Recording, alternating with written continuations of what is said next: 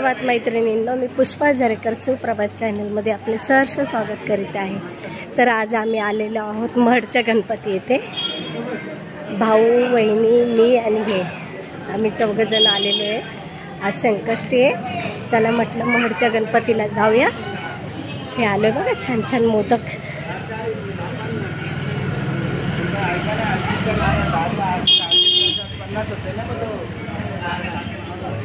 वरद विनायक, अष्टविनायक, महड। बघूया, आज लाईन असणार आहे भरपूर, दर्शनासाठी रांग लाईन आहे।